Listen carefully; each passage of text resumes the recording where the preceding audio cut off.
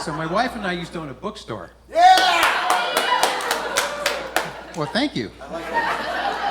Didn't expect that. It was located about 45 miles north of Seattle, Washington, in a town called Stanwood.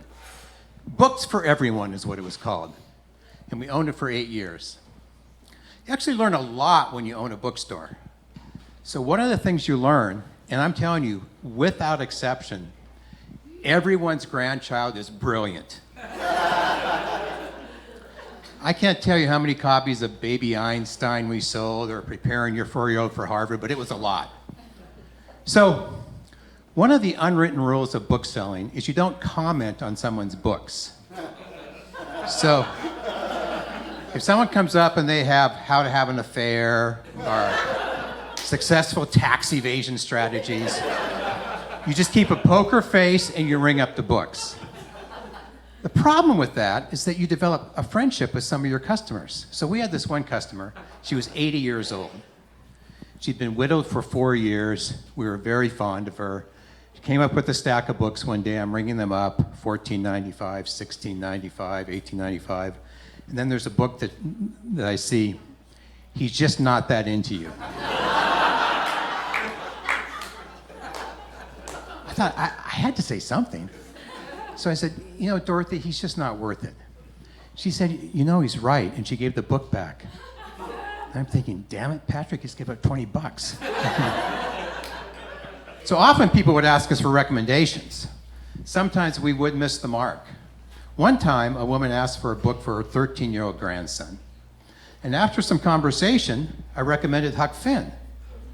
Now, I did say to her, this book has some ideas and language that are outdated. She said, that's fine, no problem. Well, the next day, she comes back and she angrily slams the book down on the counter. She says, this book is full of petty thievery.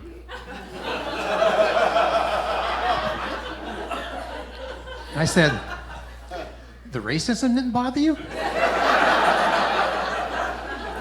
And she said, what? So we strongly believed that people should read whatever they wanted to read. Books for everyone. We weren't going to be gatekeepers. Sometimes it can be hard to stick to your principles. This is actually true. One year, a bomb went off in the bathroom of the local high school. And at this time, there was a book that was popular in certain circles called The Anarchist Cookbook. This gentleman's nodding his head. He has 5 copies. Contained lots of useful information like how to build a homemade bomb. So a few days after the bomb went off, a teenage kid comes in, all dressed in black, hair dyed black, black eyeshadow, says, do you have the Anarchist Cookbook? Now, this put us in an awkward situation because we believed everyone should read what they wanted to read, but we were basically against murder. But we did come up with a solution. I said, you know, we're out of the Anarchist Cookbook. We have something called the Betty Crocker Cookbook. And he said, what's that? He said, it's really similar. It has cookbook in the title, just like the other one. And he went for it. So relieved. Till a few days later, at the local post office, there was an explosion of chocolate souffle. Now, where we lived where our bookstore was 45 miles, I said, north of Seattle. And Washington is a blue state. But much like California, you get outside of the big cities, it's very conservative. And we were in a really conservative area. At the time we owned our store, Madonna came out with a book. It was called Sex. That was the full title of the book. Very explicit photographs, very explicit material. So here we are in this really conservative area. This very adult book comes out. You can only imagine what happened. We sold out in 2 days.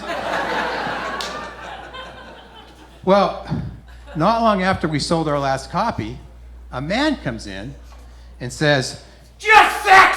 I looked at him and said, just sex! It took me a second to figure he was talking about the book.